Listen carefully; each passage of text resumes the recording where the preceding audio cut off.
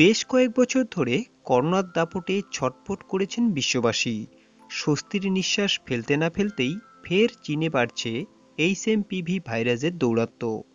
জানিয়ে বেশ চিন্তিত হয়ে পড়েছেন বিশ্ববাসী। করোনার মরণ কামড়ে বহু মানুষ তার প্রিয়জনকে হারিয়েছেন। আজও সেই ঘা দগদগ করছে। তার মধ্যে আবারও একটি নতুন ভাইরাস আতঙ্ক বাড়াচ্ছে বিশ্বজুড়ে। সেটি হলো এইচএমপিভি।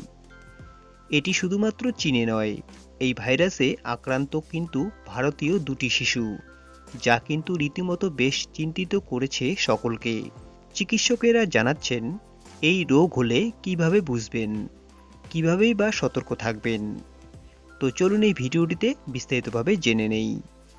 এই রোগের প্রধান লক্ষণ হলো জ্বর, সর্দি, কাশি হওয়া, নাক বন্ধ হয়ে আসা। আবার যদি এই আক্রান্ত রোগীদের যদি খুব বাড়াবাড়ি হয়, তাহলে নিউমোনিয়া হওয়ার ঝুঁকি রয়েছে।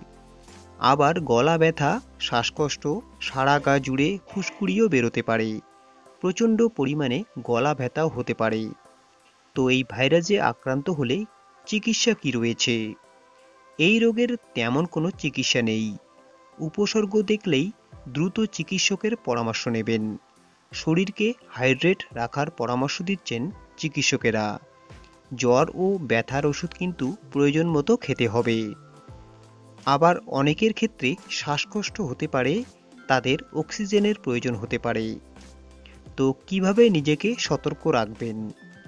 ঘরের বাইরে বেরোলেই মাস্ক পরুন, বারবার সাবান দিয়ে হাত ধুয়ে ফেলুন, স্যানিটাইজার ব্যবহার করুন। এতে কিছুটা হলেও নিরাপদে থাকতে পারবেন আপনি। আক্রান্ত ব্যক্তি কিংবা যারা সর্দি কাশির সমস্যায় ভুগছেন, তাদের ধারে কাছে না যাওয়াই ভালো। শরীর খারাপ লাগলে, শ্বাসকষ্ট হলে কিংবা উপরের লক্ষণগুলি যদি আপনার মধ্যে থাকে, তাহলে দেরি না করে চিকিৎসকের পরামর্শ নিন। সর্দি কাশিতে আক্রান্ত ব্যক্তিদের থেকে দূরে থাকবেন। সর্দি কাশি হলে নিজেকে আইসোলেশনে রাখার চেষ্টা করুন। এতে অপর ব্যক্তি কিন্তু সুস্থ থাকতে পারবে। নিজেকে নিরাপদে রাখতে সতর্কতা ও সাবধানতা অবলম্বন করুন।